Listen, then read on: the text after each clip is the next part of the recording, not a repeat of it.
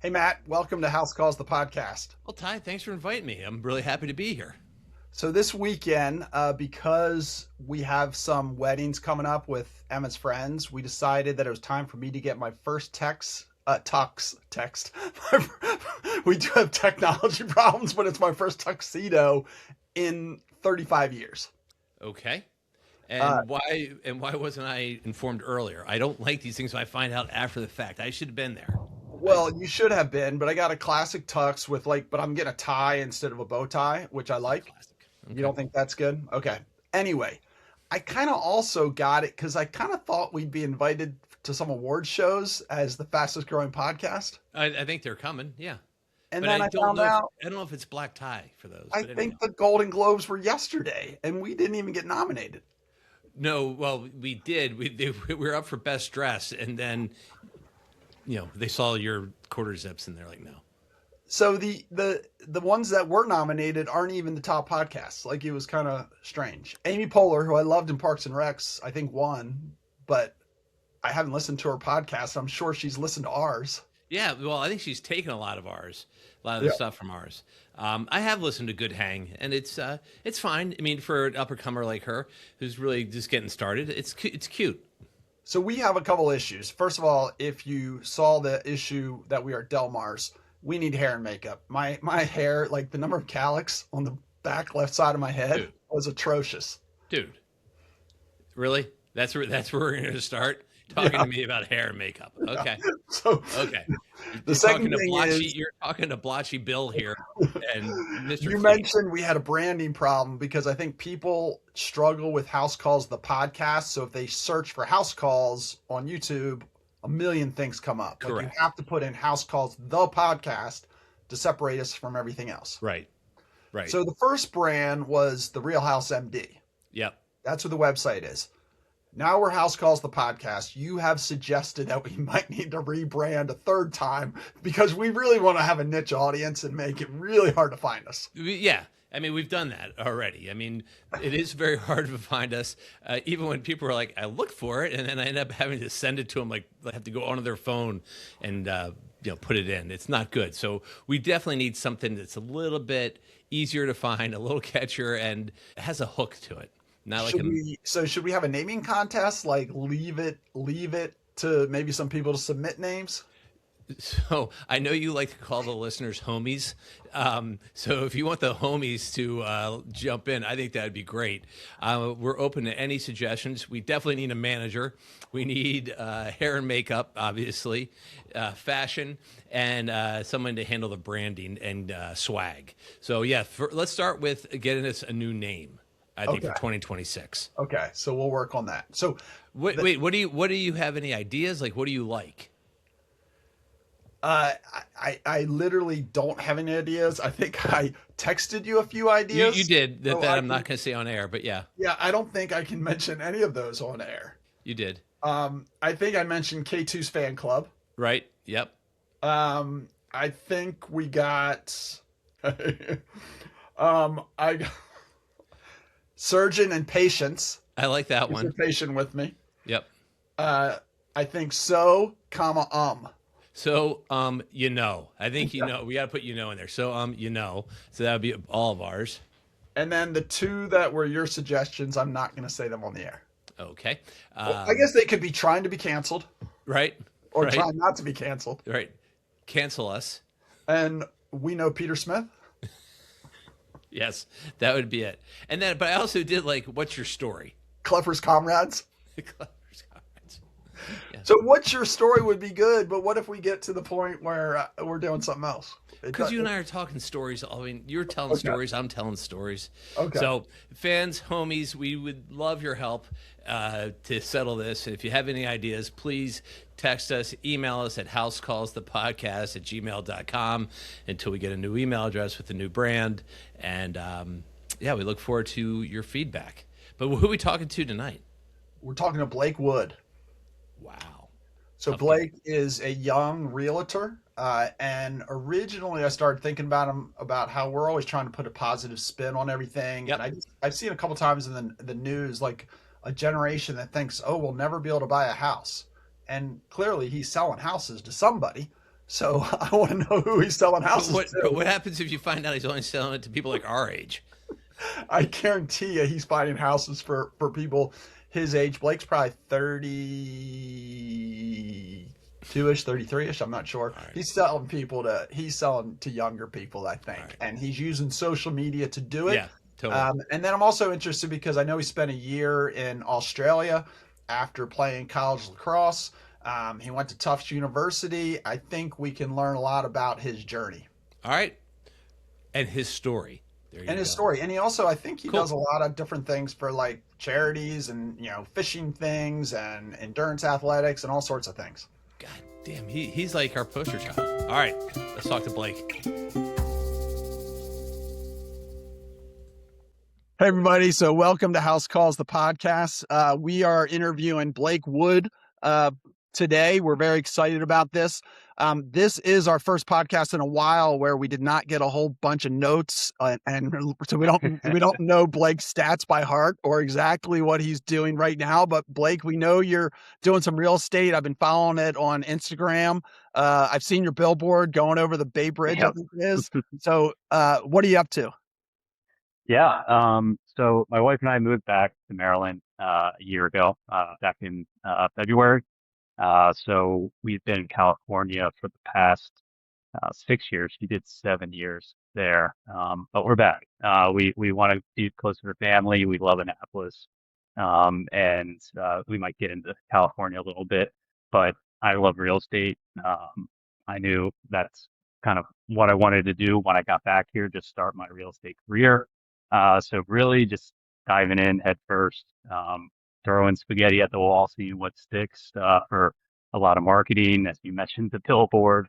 A good friend of ours hooked me up with that, and doing a lot of social media, but really just getting the wheels turning for a real estate career.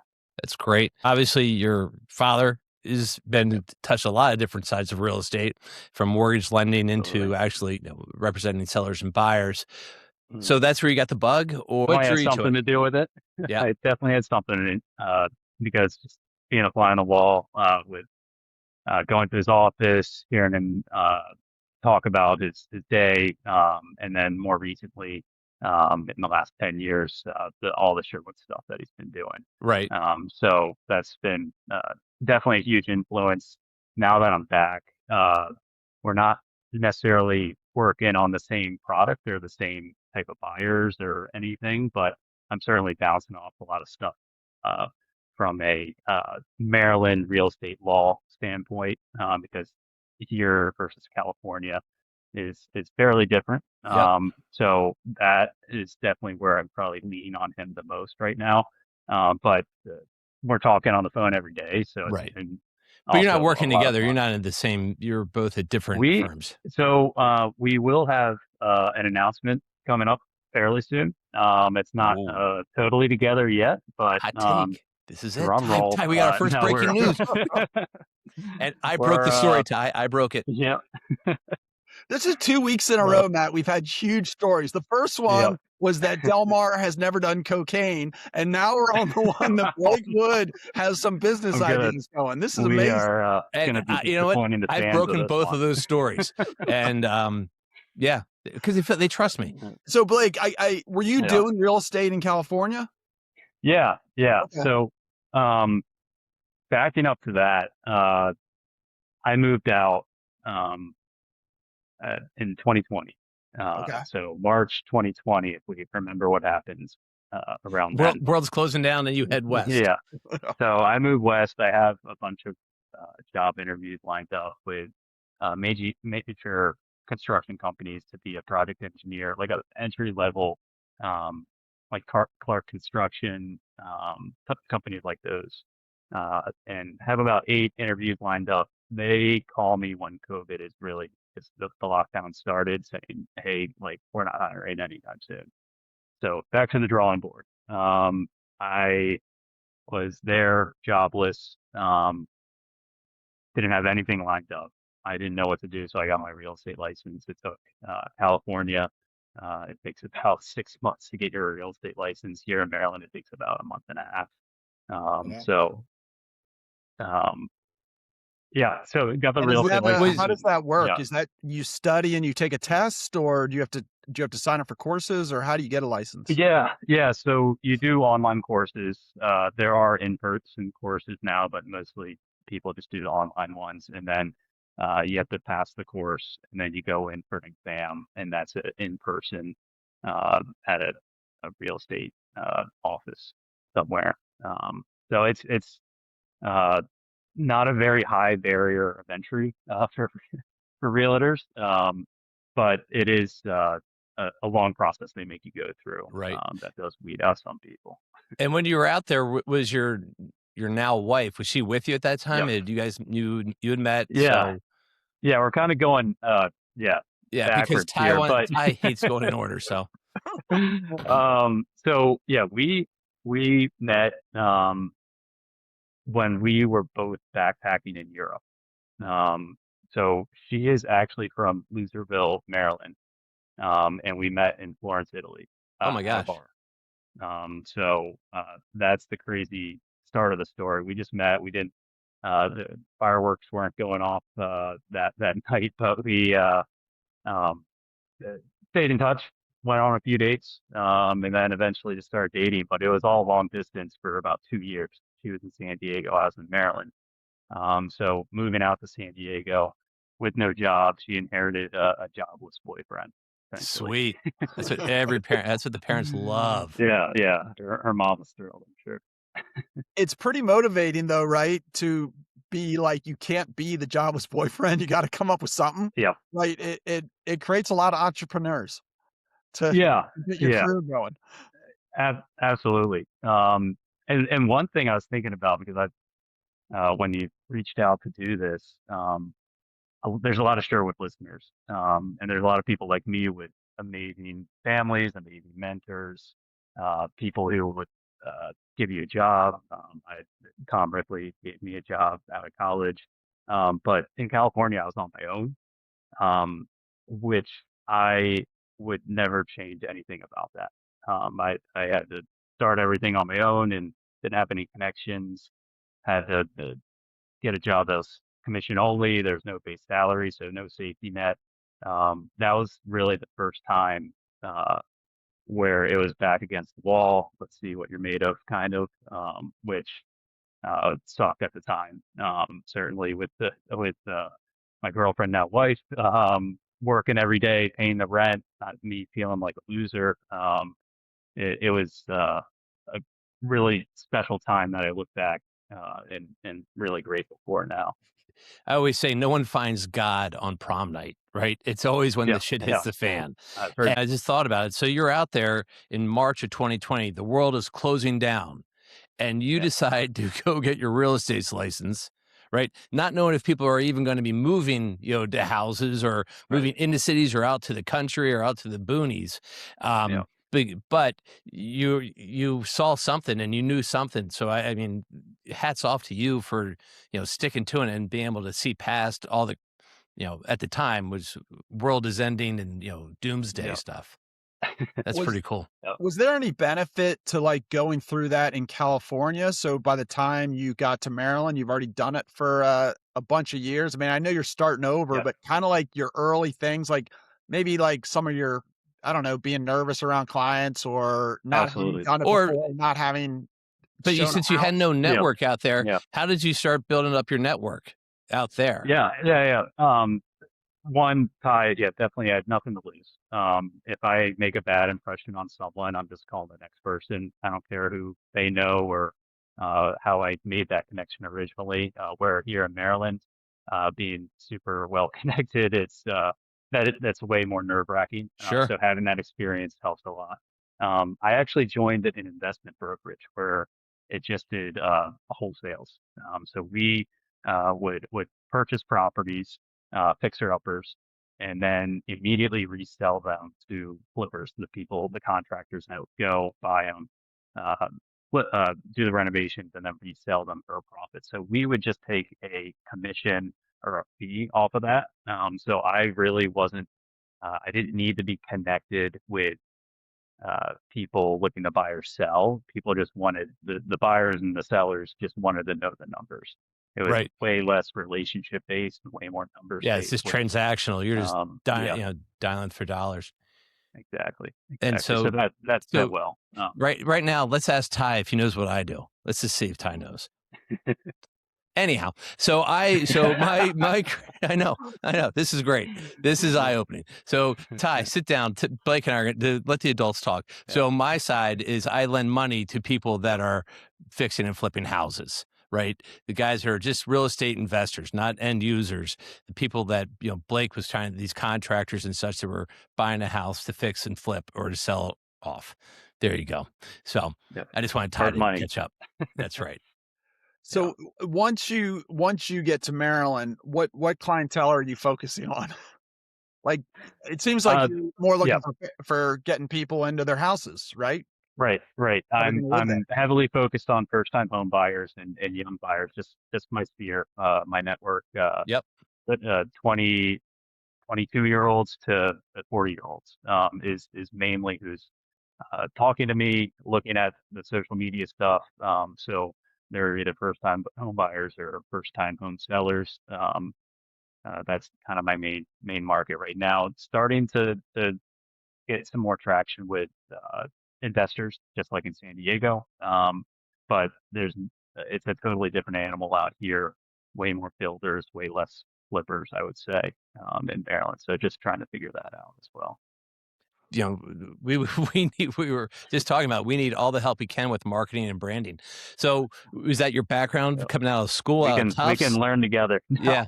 Yeah. I didn't think so. We're So spaghetti at the wall. not everyone's got your Pretty sick. dad's chops of sending out a really well worded email, all the Yeah. time. But so it's trial and error. I mean, what are you doing? Yeah. How you learning? Yeah. I knew everything that I looked into, all the podcasts of um, how you market yourself as a realtor, is get your face in front of a camera. It's going to be uncomfortable. You're going to make up every excuse that you can to not do it. And I think that sounds exactly like me. So pretty early on, I started getting my face in front of the camera, and it's still very uncomfortable. I'm still taking uh, 50 takes every time I post a video. It takes way longer than I want to admit, but I'm slowly getting better at it. And the responses, the conversations that brings up are real and Right. it's happening more often. So it is working. I can't say that I have a consistent business because of it right now, but it's if I do this for 10 years, I can see where it's heading. So it's been great. And Doing the so social what are media. you doing? Ty is on social media more than my teenage daughters, combined. So is that what Let's you do? clarify that. I'm posting. I'm not Yeah. scrolling. I post and I get out. I do have a daytime job. Do you? Because you text Absolutely. me all the flipping time. Anyhow. No, Like, no. yeah, So so what does that mean? So yeah. are you putting like reels out there? Or are you saying, hey, Yeah, this it's week's Instagram house? Reels Or, mainly. yep. I do some informational videos, Right. 1 minute max, mainly targeted towards first time home buyers, in Annapolis centered stuff. And then I do these home tours, walk through the whole house, with Nice. me in some description in the background.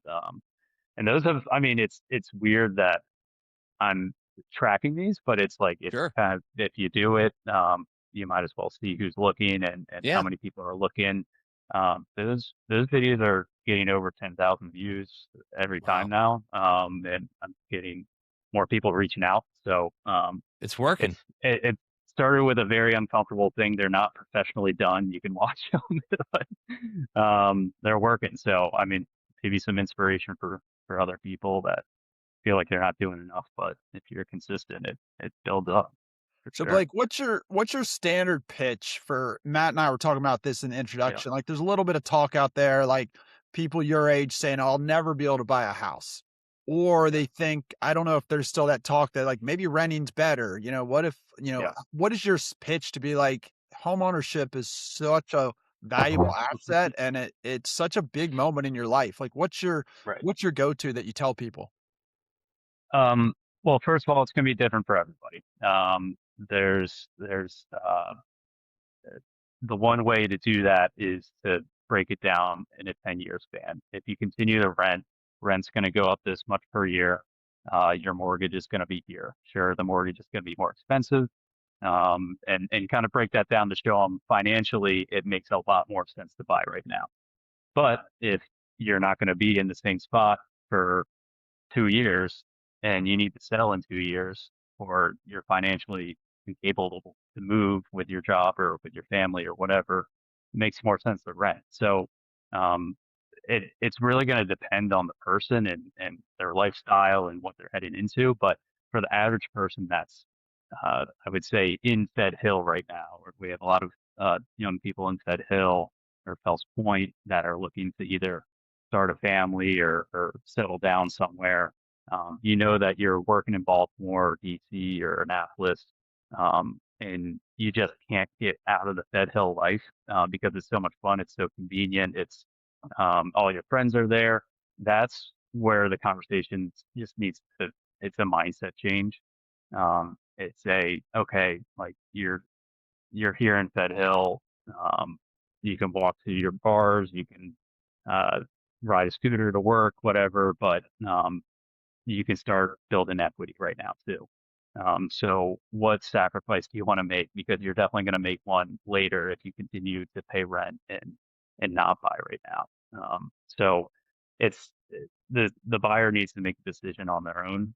Um, but it's a lot of those types of conversations where you just put it out in front of them financially, and really make them think about where their life is headed. And if it's thinking around Maryland or Baltimore or Annapolis, then it absolutely makes sense to adjust your expectations of where you're living and where you need to live in order to own, and go through with it. But again, it's different for everybody, so Uh-huh. it's a personal experience. What's your go-to pitch for somebody who's like torn between Howard County, Baltimore County, or Anne Arundel County? Because I guess most of your business is in Anne Arundel Yeah, County. I would say Anne Arundel County because they know way more about Anne Arundel County than both of those other counties. But I mean, obviously their job or their family is what they're used to. It, it's going to have a lot to do with that. Ty, you just said it, and I don't know about you, but I felt like owning our first house when I found out that our bid was accepted. I felt more of a grown up then than I did when I asked Ginevra to marry me or we got married. That was like my oh shit moment. Like, oh boy, we are grown ups now. Are you seriously? So I have a different story. I've had 3 houses in my life, and not Mm. once did I ever see them before I bought them because I was always in medical training. So Yeah, Anne would go yeah, and would buy the house. Even our yeah, house in Sherwood, I vaguely knew where it was, but like we had to move. We had to buy the yeah, house before I got home. I was in yeah, Kentucky finishing training. yeah. What's your big Where is your house? I've never been to your house in Sherwood. You live in You Sherwood won't be. now? You're not gonna be invited. But but what is your go-to when people try to do it without a real estate agent? Like, what's the risk of that? What's the benefit of having a real estate Sure. agent? Like, 'cause how do you make sure that, like, I don't see your video and be like, Mhm. "Oh, that house looks great," and then I just go without you kinda thing? How does that work? Yeah, yeah. I mean, I can't stop people from doing Uh-huh. that. They certainly can. They are going to save uh, uh, money, I guess, if they're selling a house. They don't have to pay a real estate agent. So that's the only value that these people see sometimes. But for buyers, if you're going to go without an agent, one, the listing agent is still making the full commission, so you're not increasing your offer by not using a realtor. And two, the listing agent represents the seller 100%. If you tell them anything about your situation, your motivation, they're going to use that against you in negotiations. So having a buffer between you and the seller and the listing agent, being a buyer's agent, is very crucial when you're offering on the property. And then also, I mean, that's, I would say, the most crucial part. But then you're getting advice, you're getting experience, um, uh, as far as what things to worry about on an inspection report, uh, what to really read and know about the contract you're signing, all that stuff as well. So it's like, I mean, I could just go into YouTube and see carpal tunnel surgeries and just do it myself, but why? That's the reason I That might talked be to a little you. higher risk. I'm not Well, sure. it's the same thing. Same thing. Is it Yeah. is it substantially different between like Maryland and other states? Like you mentioned California, like Yeah. what are the differences? California, Um, West. Oh, you meant real estate or geographic The geography? rules yeah. of Oh, law. what You a mean real laws? They're estate called agent's laws. role is Yeah, basically. they're fairly they're minor in buyers and sellers views.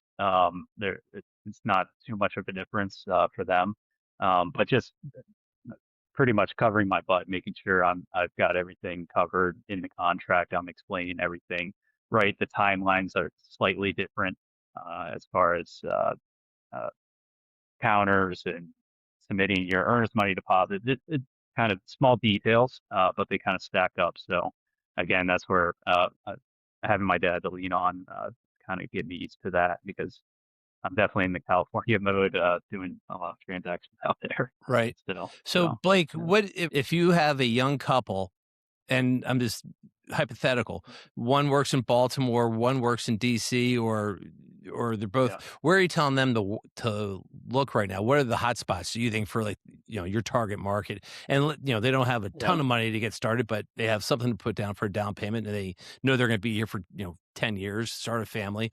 Where are you telling them to look? Yeah, it's hard to answer because there are a ton of resources right now available to buyers. So if they are in that situation, I guarantee that they are on Zillow, on Right. Redfin every night looking at the neighborhoods that they want to be in. So I'm going to ask them, what have you been looking at? Right. Because if they're in the stage of like you're living separately, you're getting married now, or you want to move in together, that that conversation is already happening. So I Right. want to get caught up to speed first. And then once I know their kind of area, I'll do some research on the market if I'm not completely familiar with it, um, and make suggestions from there. But I don't have like a favorite Right. neighborhood or anything. That's fair. Yeah. It's gonna be situational for sure. What's your favorite part of the job? I mean, is it getting kind of in a way getting to know people as you're guiding them through this process? I would think that would be kind of fun. Absolutely. Yeah. It's just being a part of a major point of their life. You Sure. said that you've bought 3 houses in your life. It doesn't happen often. So being a part of that and doing it successfully, hopefully, and where they come out feeling like they won is a great feeling. And just kind of checking in with them, seeing what they're doing, if they're doing renovations or yard work, and all that kind of stuff is they're easy check-ins. It's usually a happy talk too. S- So So, Blake, yeah, you've also have had a pretty interesting, you know, college and post-college career, right? I mean, you've yeah, traveled, right? And how yep, is that kind of, stuff, that wanderlust, whatever you want to call it, helped you sure. get where you are today, you think? And where have you gone? Yeah, yeah. So I with that, I definitely need to back up to college. Followed my brother up to Tufts. We played D3 lacrosse up there. Had an amazing experience. The program that they have there, and still the culture is amazing. They just won 2 championships back to back. That being a part of that and having friends, mentors, coaches that are just better than you, surrounding yourself with people that are better than you, kind of got me out of, uh, I guess, my immaturity through high school and everything. Is like, wow, I got some work to do, kind of to step it up. But through that, I had no idea what I wanted to do Can after I college. interrupt? So your high school Yeah. lacrosse coach didn't like get you out of that immaturity? Was he soft on you? I don't think What it are you had saying anything to there? do with him more than just the natural dumb high schooler thinking he's Superman. Okay. Okay. All right, keep going. I like this He story. was all right. Yeah. But Yeah. Yeah, yep. Okay, But you're at anyways, Cal. yeah. After college, starting to interview, starting to do internships. No idea what I wanted to do. Bryan Martin and Tom Ripley can attest to that very well. They are very nice to uh, uh, help me along the way, mentor me.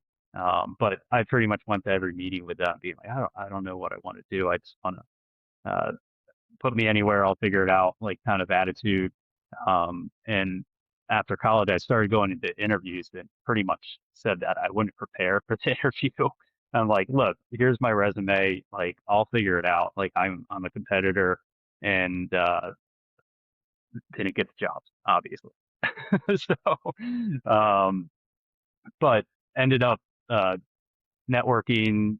Like I said, Bryan Martin gave me some very good advice, knowing that I had no idea what I wanted to do. He said, go find a good person to work for him, and then enter Tom Ripley.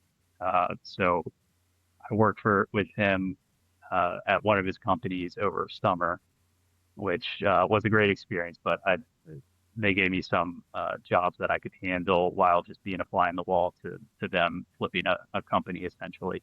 And that was a great experience, but still just 22 years old, no idea what I'm doing.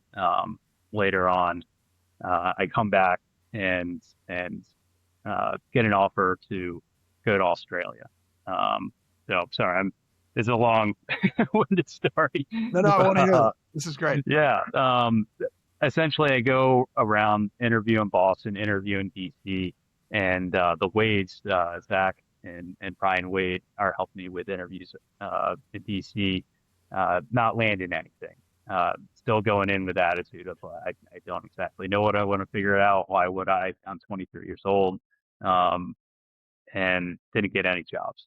They set me up though with a connection in Australia, in Perth, because they had gone there in the 90s to go play lacrosse, coach lacrosse, and just get a bartending job and just live out there for a year. That after going through 9, 10 interviews with no job, that started to sound a lot more interesting. So I do that. I booked the trip and bring Chase Brown out with me and my roommate Kurt Townsend. The three of us spend 3 months traveling the whole country in a van, which is one of the pictures I sent to you. I don't Yep. know if you want to post that, but I set up a tent every night. Chase, we make fun of him. I kind of gave him some crap about it during my best man speech for his wedding, but he got to live in the penthouse. He was inside the car. I was outside the car. And then Kurt was on top of the car, in this like coffin like structure. So we did that for 40 days, which is unbelievable. And so you were in Australia. You were doing the camping for 40 days, or you were in Australia for 40 days? Doing the camping for 40 days. Okay. So we got the van up in Cairns, spelled like Carnes, Okay. but it's pronounced Cairns. And then we drove it all the way down to Sydney, over to Melbourne, and then all the way across to Perth. So we did the whole country in that van, in 40 days. And then did In you end up 40 working in days? Australia? Yeah. Well, I stayed because Okay. that was the plan all along. The lacrosse season was coming up. They do a similar season to the U.S. Starting in about February, and they go through the summer. But um, uh, sorry, and then Chase and Kurt had left because they did have jobs. They were a Okay. little more successful than I was with the Right. interviews, but they But so were kind enough to join me for the so for what that so trip. what did you take away from that experience? Yeah. Again, kind of like California. It was one of the first times I was really on my own, Yep. obviously on the other side of the world. I had people looking out for me, lots of suggestions, lots of advice. But again, we knew that this is a once in a lifetime experience. So let's create some stories and do it. Be yes men, I guess is a good term for it. Doing as much as possible. So getting out of my comfort zone. Obviously, we're having the time of our life, but we don't know anybody. We don't know what we're doing every town we show up in. So getting out of our comfort zone in that way for the travel portion. And then getting out of the comfort zone once I settle in Perth, both my really good friends leave, and now it's time to get a job, make new friends, out of pretty much knowing nobody. So that was a very safe way to get out of my comfort zone, because I have the Wades were helping me out. Their connections uh, were amazing to me. I literally lived with their friend's father for free for 4 months. Miss, yeah, Wani's dad. um, so they, other than getting out of the comfort zone, which I say 100 times, but A lot of people don't get out of the comfort zone, and yeah, they pay for that yeah, later. So good for you. What age were you sure. Yeah. coaching? I coached, I think it was like an 8th grade team. Okay. That was like my team, I guess. And then I was also the, I don't like, think of a PE class where they bring in a different sport that US kids wouldn't know. They're like, oh, like, here's a guy from New Zealand teaching you a New Zealand sport, like for the day in PE class. Like, that was me. Like, Okay. here's Blake all the way from the US. He's going to teach you lacrosse. And everybody's like, what the hell is that? So it is for the Yeah. actual team, the kids who are playing, is it, do they play, I mean, I know they play the same game at Yeah. the top level in the world games, but like in the little Yeah. kid level, is it similar? Like, would it be totally different than you coaching at AYLA or the Hawks or something like that? Which I know you coached the Hawks for a Yeah, while. no. I mean, it's the same fundamentals. It's the same rules. Yeah. So it's very similar. Obviously, the talent pool. This is a very secondary sport over there. They have Australian rules football. They have rugby. They have cricket, which I would say are definitely the top sports for them out there. In Perth, even swimming and rowing, and obviously surfing are huge as well. So the lacrosse guys are like, you might as well be playing Quidditch. There's not too many people doing it, but there is a culture around it that, which obviously they're very good as well. I to preach a little bit here. I am a big Yeah, believer that if you're young and you don't know what you want to do, going yeah, and doing like a year like that is so huge, just because when you come back, it does show yeah, a sense of adventure. So if you said, yeah, "Oh, for that year I wasn't doing anything. I was living in my parents' basement teaching 8th grade lacrosse every once in a while at Severn," it doesn't yeah, sound as good as you were in Australia. So this is for anybody who might be listening, whether it's yeah. your, whatever you're doing, do something big like that, because when you're in that interview, you immediately get to show your personality and the fact that you're able to step outside your comfort zone and you're up for adventure and you're not Mhm. afraid to be in a situation you've never been in before. Right. Yeah, absolutely. And I'll be the first to admit, when I came back, it's not like I knew what I wanted to do. But I did have a lot more perspective. Yeah, yeah, I believed in confidence. myself more. Right. It just, I mean, again, growing up in Sherwood, having the amazing parents and mentors that you're surrounded with, um, eh, you kind of don't do a lot for yourself. Um, and that's, I mean, when we have kids, eventually, obviously, we're going to do everything for them. It's almost too much love. But being N- able to get out of that, get away from that Yep. somehow, obviously in a safe way with uh, networking and whatnot. But it was huge for me. Well, yeah, Um, I mean, and it yeah, gives you the confidence because, watching you yeah, from afar, I was always worried about you because here you were, you weren't that good looking. You really weren't that good of an athlete. Your genetics, So you didn't have a lot of things going in your favor. So I really think you packing up and heading, over to Australia really was the right move for you, and you've really shocked the world. But what I'm serious though. But I mean, you come back and now you got another layer, as Ty was saying. Just saying, look, I can do hard things. I can, I'm not just going to coast. Yep. I'm not you said you're following your brother. You didn't follow your brother. You got to have a great opportunity up there as well at Tufts. Yeah. And, and you speak to it, right? The importance of mentors. I mean, Ripley and Martin still mentor Ty and I. We don't listen to them, but they try all the time. And then, so you leave Australia and you go directly to California, or how does that work? No. So back to Bryan Martin's, go find someone that you know and trust and work for them. If all else fails, if you don't know what you want to specialize in and do, and that was definitely Tom Ripley for me. Tom had bought a marina that they were. It was more of a real estate play, I think, in the long run, but it had a full mechanic business. It had 120 slips or so. It had two major travel lifts, I think 70,000-pound travel lifts that we're picking 70-foot boats up with. Um, Fuel dock. So it was a business. And I think it was about 4 months in, he took the manager, who was also his main accounting numbers guy, to look at a bigger opportunity, and help him with that. And I was there to manage the marina. So Threw you right in. he threw me right in. Uh, Extremely underqualified to be running the whole business. And he knew that. He knew that I was going to make mistakes. I obviously was confident in myself that I wasn't going to make mistakes. He absolutely knew that there were going to be some mistakes that are within his business.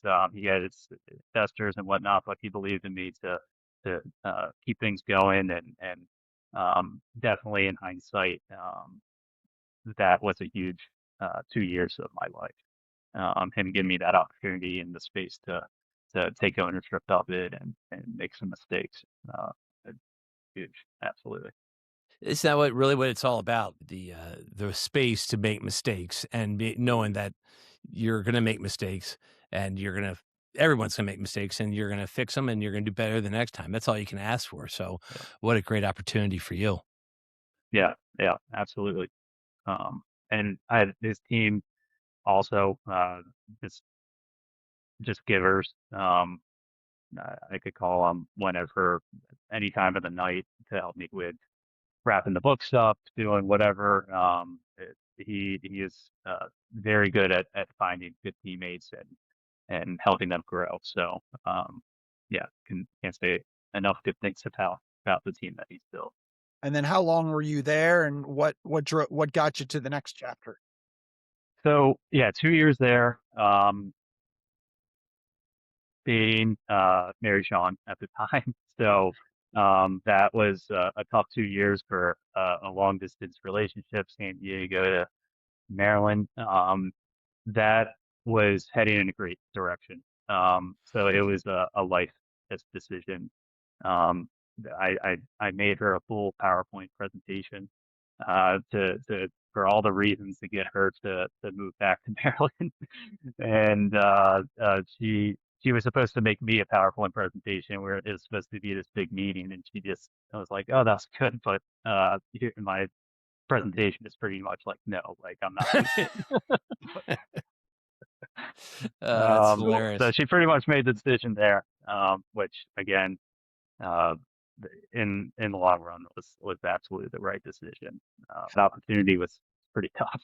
How do you handle the conversation now, as a young married guy, when in San Diego it's always sunny and great weather, and it's January in Maryland and we haven't seen the sun in 6 weeks? Like, how do you She's from Lutherville. She is from Lutherville, thank God. remind you and be like, I mean, it makes it a lot easier because her family's here, and I'm just asking for a friend. Yeah. So she is from Lutherville. She did go to Florida for lacrosse and then moved straight out to San Diego. So it is a challenge sometimes to argue why we're back here when it's a high of 32. But we were on a walk before this call, and it was a great sunset. I was like, look, it might be 30 degrees out, but it's a cotton candy sky over there. It's just like California. Yeah. I Yeah. don't know if she thought it Did was did she funny, buy that but I one? thought it was funny. If she buys that one, you are a great Yeah, salesman. yeah, Now, the walking makes me want to pivot a little bit. Is you were a yeah. 3-sport athlete in high school, played for national championship Division III lacrosse team in college, and are you still you come from a family where your mom's done the Annapolis 10 miler like 30 years in a row or something, and is a Yeah. big time Yep. runner and athlete. Your dad plays some sports here and there. Uh, how do you Dabbles. keep fitness in your life as a kind of retired college athlete, but now busy with your career? What are you doing? Yeah. It's always changing. Um, right now, I do enjoy running. Still, I've done some longer runs. I'm not training for anything right now, but definitely still see the value in running and clearing the head and just feeling good. I'm lifting a lot and then playing a lot of tennis. That's kind of my competition right now. If you can say I'm competing in there, but that's my sport right now. Didn't you It's do been some fun. Yeah. charity events when you were in California, like endurance races or something? Yep. So that was both. Um, there are two events. So one was in California. That was middle of COVID or right when COVID started. My friend Nick Manis, he's a local Annapolis guy. He started doing these endurance runs, and one of them was a run and swim to raise money for the Michael J. Fox Foundation, which raises money for research in Parkinson's, which Nick's uncle unfortunately passed away with a few years ago. So it was all motivation to raise money for his uncle. He asked me to join him with his marathon trail run and then swim from actually Main Pier to Linstead. So I think it might be 2 miles. I'm not sure. It might be three. But just a crazy event. I couldn't do it because I was in California, wasn't going to fly back in the middle of COVID. So I made a trail run out there, which I was very underprepared for. And doing it on my own was a whole nother factor that I didn't really think of. too.